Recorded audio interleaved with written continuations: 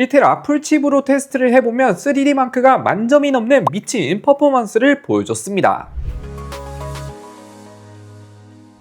안녕하세요, IT의 진심인 남자 티노입니다. 오늘은 조용히 출시한 아이패드 프로 전작과 뭐가 달라졌는지 내돈내산해서 솔직하게 말씀드릴까 합니다. 참고로 M4까지만 해도 아이패드 1차 출시국이 아니었기 때문에 제가 일본에서 사왔었는데 이제 아이폰뿐만 아니라 아이패드까지 최초로 1차 출시국으로 넣어주더라고요. 애플이 갑자기 한국을 좀 많이 신경 써주는 느낌인데, 일단 빠르게 살펴보면 언박싱부터 느껴지겠지만 박스 디자인부터가 전작이랑 완전히 똑같습니다. 제가 그나마 좀 새 제품 사는 기분 내려고 색상도 다르게 샀고 인치도 다르게 사긴 했는데 M5 각인만 제외하면 둘이 섞어두면 같은 제품처럼 보이죠. 아무튼 안에 보면 똑같은 종이에 감싸져 있는 M5 아이패드 프로와 함께 아래쪽에 보면 이제 애플 스티커 없는 건 뭐 다들 아시고 아래 패브릭 소재 C2C 케이블과 20W 충전 어댑터가 들어가 있습니다. 일단 본품부터 보면 디자인은 다 똑같죠. 외관은 사실 아이패드는 크게 안 바꾸는 걸로 유명하기도 하고 애초에 M4에서 크게 리프레시가 되었다 보니 홈 배서 자체는 M4와 완전히 100% 동일합니다. 실제로 키보드 케이스라든지 애플 펜슬 프로 같은 것도 전작이랑 100% 호환이 가능해요. 아무튼 외관은 100% 동일하지만 딱 하나 이번에 각인이 완전히 사라졌습니다. 원래는 전작은 아이패드 프로 각인 밑에 뭐 짜잘한 글씨들이 있었는데 이번에 글씨가 사라지고 애플 로고만 남아있는 완전히 깔끔한 형태로 바뀌었습니다. 솔직히 저는 아무것도 없는 애플 로고만 있는 게 더 괜찮아 보이는데요. 그리고 무게도 당연히 동일한데 제가 참고로 이번에 13인치를 처음 써보는데 무게 자체가 스펙상 579g 완전히 동일하지만 일단 13인치 내외에서는 아이패드 프로가 현 시점 가장 가볍긴 합니다. 해외스템 플러스가 12.4인치인데 571g, 0.6인치나 더 큰데도 무게는 거의 동일하다 보니 무게적인 이점이 여전히 매우 크다고 볼 수가 있어요. 일단 화면을 켜서 보면 동일하게 텐덤 올레드의 각종 스펙은 다 동일합니다. 최대 밝기도 동일하고 120Hz도 동일한데 우려먹는 스펙이긴 하지만 여전히 넘사벽인 디스플레이가 들어갔습니다. 외관 디스플레이까지는 동일한데 내부 스펙이 조금 달라졌죠. 칩셋이 TSMC 3나노 공정 M5 칩셋이 적용되었고 기본 램 용량 또한 8GB에서 12GB로 올라가면서 기본형이 조금 더 해자가 된, 사실 애플 AI 때문에 12GB로 어쩔 수 없이 올려준 느낌이긴 한데 아무튼 1테라는 여전히 16GB 램으로 제공됩니다. 그래서 뭐 나노 텍스처 올릴 사람이 아니라면 256GB나 511을 써도 실사용하는데 큰 문제는 없어 보인다. 일단 긱벤치 6도 빠르게 돌려봤는데 싱글은 4100점대, 멀티코어는 15000점대로 전작 대비 점수가 10% 정도 상승이 됐어요. 여전히 태블릿 스마트폰 중에서는 현재 1등 수준을 보여주고 있습니다. 참고로 이건 컷칩 비교이고 풀칩까지 껴서 비교를 해보니 멀티코어가 컷칩 대비 1000점 더 넘게 나오는 무려 16000점으로 풀칩은 성능이 좀 더 좋게 나옵니다. 3D 마크도 돌려보니 굉장히 높은 최고점이 9000점이나 기록했고 최저는 7000점대, 안정성은 78%로 CPU보다 GPU가 미친 듯한 퍼포먼스를 보여줍니다. 1테라 풀칩으로 테스트를 해보면 3D 마크가 만점이 넘는 미친 퍼포먼스를 보여줬습니다. NPU 또한 성능이 올랐다고 하는데 긱벤치 AI 기준 이 정도 차이가 있다. 그 외에도 메모리 대역폭 또한 이번에 120GB/s에서 153GB/s로 멀티태스킹, 로딩이라든지 4K, 8K 영상 편집, 렌더링, 쉽게 말해 고성능 작업 시 좀 더 유리하게 바뀐, 그래도 이런 작업을 하지 않는다면 전작도 충분히 훌륭한 편이긴 합니다. 셀룰러 모뎀은 그대로 들어간 듯하고 와이파이 버전이 6E에서 7으로 변경이 되었습니다. 배터리 쪽도 보면 배터리 용량 자체는 그대로인데 이번에 충전 규격을 이례적으로 공개를 했죠. 애플 정품 40W 어댑터 혹은 60W 이상 규격의 어댑터로 충전 시 30분에 최대 50% 충전을 할 수 있다 하더라고요. 실제로 충전 속도는 확실히 빨라졌던데 화면이 꺼져 있을 때는 50W 내외로 먹는 것 같고 화면이 켜져 있을 때는 최대 55W까지 올라가는 것을 측정했습니다. 전작은 참고로 최대 35W입니다. 충전 속도 보면 실제로 화면이 꺼진 상태에서 시작을 해보니 켜자마자 바로 3%가 충전되면서 17분 정도에 32%, 30분 만에 52%, 상당히 빠른 속도를 보여줬어요. 이게 얼마나 개선되냐? 전작은 30분에 28%, 1시간에 57% 정도인 걸 생각하면 급속 충전만 전작보다 2배나 더 빨라졌습니다. 100% 완충하는 데는 한 20분 정도 더 빨라 달라졌더라고요. 마지막으로 스피커도 비교를 해봤는데 11인치와 13인치 비교를 해보니 저는 스피커가 비슷비슷할 줄 알았지만 조금 차이가 나더라고요. 11인치도 최상급 수준이지만 13인치는 11인치보다 좀 더 풍성한 저음에 출력도 좀 더 커서 맥북이랑 버금가는 레전드급 음질을 보여줍니다. 스피커는 진짜 압도적 1등인데요.